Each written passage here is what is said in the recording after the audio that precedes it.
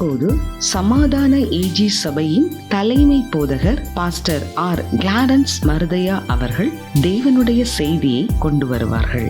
கிறிஸ்துவுக்கு அன்பானவர்களே, இந்த ஊடகத்தின் மூலமாக உங்களை சந்திப்பதிலும் மகிழ்ச்சி அடைகிறேன். இன்றைக்கும் ஆண்டவர் தரக்கூடிய வார்த்தை என்னவென்றால், லூக்கா எழுதின சுவிசேஷம் 13ஆம் அதிகாரம் 6ஆம் வசனம் முதல் 9ஆம் வசனம் வரை. அப்பொழுது அவர் ஒரு உவமையை சொன்னார். ஒருவன் தன் திராட்சை தோட்டத்தில் ஒரு அத்தி மரத்தை நட்டிருந்தான். அவன் வந்து அதிலே கனியை தேடின போது ஒன்றும் காணவில்லை. அப்பொழுது அவன் தோட்டக்காரனை நோக்கி, இதோ 3 வருஷம் இந்த அத்தி மரத்தில் கனியை தேடி வருகிறேன், ஒன்றையும் காணவில்லை. இதை வெட்டி போடு, இது நிலத்தையும் கெடுக்கிறது என்றான். அதற்கு அவன், ஐயா, இது இந்த வருஷம் இருக்கட்டும், நான் இதை சுற்றிலும் கொத்தி போடுவேன்.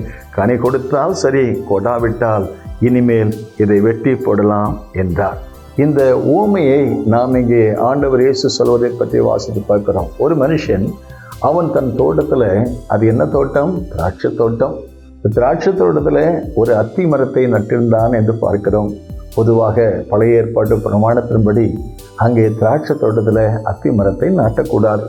ஆனால் அவன் இங்கே நட்டிருந்தான். இது எதை காண்பிக்கிறது? அது திராட்சை தோட்டம், சபையை காண்பிக்கிறது.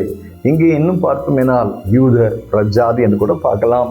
அவருடைய விழுகை நமக்கு ஒரு எழுச்சிக்கு காரணமாக இருந்தது என்பது கூட நான் வேதத்திலே வாசித்து பார்க்கலாம்.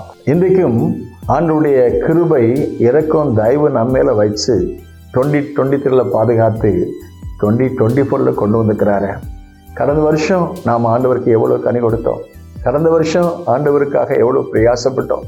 கடந்த வருஷம் இந்த தேவனுக்கு நான் எப்படி ஓடி உடைத்தோம். உண்மையிலேயே ஆண்டவருக்கு கனி கொடுத்தோமா? இன்றைக்கு ஆண்டவர் எஜமானன், நமக்கு ஜீவனை கொடுத்தவர், சுகம் கொடுத்தவர், பலம் கொடுத்தவர், கிருபை கொடுத்தவர், எல்லாம் கொடுத்தாரே. அவர் வந்து கனியை தேடுறார். என்ன கனி?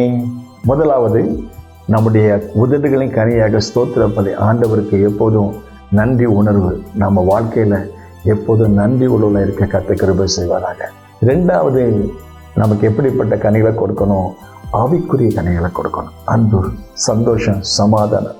நம்ம ஆண்டவர் நம்முடைய கனிகளை வந்து புசிப்பாராக.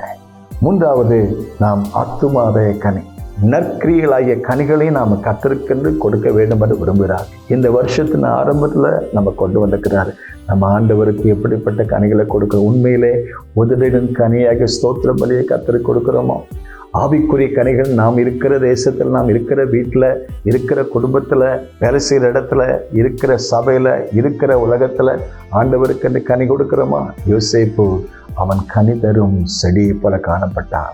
யோசேப்பு அவன் தன் வாழ்க்கையில் இருந்த இடமெல்லாம் ஆண்டவருக்கு கனி கொடுத்தான். அவருடைய சகோதரர்கள் அவனை விரோதித்த, அவனை பகைத்த அப்படிப்பட்ட சகோதரர்களுக்கு அவர் எப்படிப்பட்டவராக இருந்தால், நீங்களோ எனக்கு தீமை செய்தீங்க, கர்த்தரோ அதை நன்மையாக மாறப்படினார்.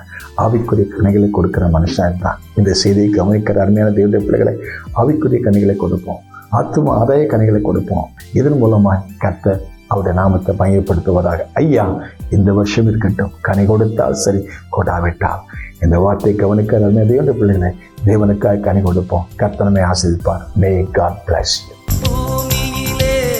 சமாதானமும் பிரியமும் உண்டாகட்டும்.